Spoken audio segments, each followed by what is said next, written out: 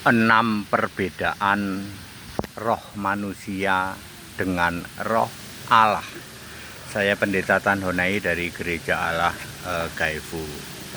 Bapak Ibu Saudara, jujur saja, hanya Kristen yang meyakini manusia itu punya roh. Agama-agama lain enggak, ya. Manusia itu punya roh. Itu hanya Kristen loh. Ya. Kalau manusia itu punya roh, berarti ada gender laki perempuan. Karena laki perempuan itu adanya di dalam roh. Ya. Roh laki, roh perempuan. Lalu dosa itu ada di dalam roh. Dosa waris, ya. Makanya di luar sana tidak ada yang meyakini dosa waris. Lalu nanti yang masuk neraka itu roh. Ya, surga ke neraka, ya. Surga atau neraka itu roh, yang sedangkan tubuh kan jadi debu. Hanya Kristen yang meyakini manusia itu punya roh, ya. Non-Kris, ya, agama-agama non-Kristen tidak meyakini manusia itu punya roh, maka tidak meyakini dosa waris dan tidak meyakini ada laki perempuan. Tapi jadinya dia laki perempuan, secara fisik nongol laki perempuan, tapi dia tidak mengakui bahwa laki perempuan itu berasal dari roh laki-laki dan roh perempuan. Baik, ada 6 perbedaan roh manusia dan roh Yesus atau roh kudus. Di dalam Lukas 1 ayat 35, ya, Yesus rohnya adalah roh kudus atau roh Allah.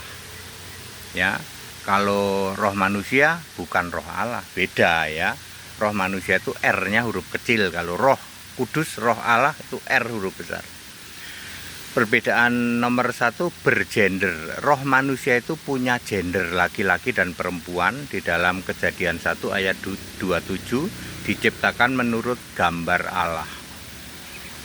Ya, makanya laki-laki itu terlahir, manusia itu terlahir laki dan perempuan karena memang oleh Yesus diberi roh yang laki atau roh yang perempuan. Kalau oleh Yesus dikaruniakan roh laki-laki, lahirlah laki-laki. Dikaruniakan roh perempuan, lahirlah perempuan. Anda yang secara fisik Anda terlahir laki-laki dan perempuan, tapi Anda menolak kalau manusia itu punya roh. Lah iki piye, ya.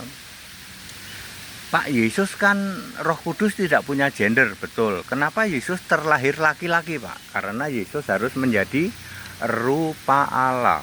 Rupa Allah itu siapa? Yesus fisik manusia. Adam diciptakan menurut gambar dan rupa Allah. Jadi Yesus harus jadi rupa Allah. Ya, menjadi fisik rupa Allah, yaitu harus jadi laki-laki. Walaupun Roh Kudus, Roh Yesus tidak ada gender. Kemudian yang kedua, beranak cucu. Roh manusia punya perintah beranak cucu, jadi punya nafsu seks. Beranak cucu. Kejadian 1 ayat 28. Roh Kudus tidak ada nafsu seks, tidak ada perintah beranak cucu. Jadi Yesus pasti tidak menikah dan Yesus tidak punya anak. Ya, itu sebabnya tidak ada istilah anak-anak Tuhan. Anak-anak Tuhan artinya Yesus menikah dan Yesus punya anak, itu menghina. Kalau ada orang mengatakan Yesus menikah, di dekat saya tak tendang itu orang. Kalau ada orang berani ngomong di depan saya, Yesus menikah, tak tendang itu orang. Ya, otak tumpul itu, ya. Roh Kudus tidak ada nafsu seks, ya. Yang punya nafsu menikah dan beranak cucu adalah roh manusia. Ya, bergender, itu terus berdosa. Roh manusia itu berdosa. Baik dosa waris, Roma 5 ayat 12, 13, 14, maupun dosa perbuatan. Ya, Roma 3 ayat 23. Manusia telah berbuat dosa. Kalau Yesus Roh Kudus tidak ada dosa padanya. 1 Yohanes 3 ayat 15 dan tidak berbuat dosa. Ibrani 4 ayat 15. Jadi clear ya. 1 Yohanes 3 ayat 5 tidak ada dosa padanya. Ibrani 4 ayat 15 tidak berbuat dosa. Kalau manusia itu berdosa, kalau Roh Kudus, Roh Yesus tidak ada dosa padanya. Kemudian yang selanjutnya adalah roh manusia itu punya 2 pilihan, ke neraka atau ke surga. ya.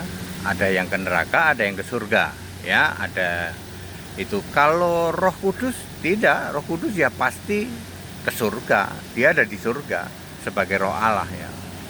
Kemudian yang terakhir, manusia punya option mati, bisa mati kekal, ya. Kalau Roh Kudus tidak, Roh Kudus hidup kekal. Lihatlah, aku hidup sampai selama-lamanya, Wahyu 1 ayat 18. Jadi very clear Bapak Ibu Saudara, ya. Banyak orang tidak paham antara roh manusia dengan roh Yesus. Lawang manusia saja ditolak punya roh, ya. Hampir semua agama-agama dunia menolak manusia itu punya roh. Itu sebabnya menolak dosa waris. Itu sebabnya menolak dosa itu kan ada di dalam roh. Juga menolak bahwa roh manusia itu punya gender, tapi tidak bisa membantah karena dia terlahir laki perempuan. Ya. That it very clear, jadi sudah sangat clear. That it, back to the scripture, kembali ke Alkitab. Haleluya, amin.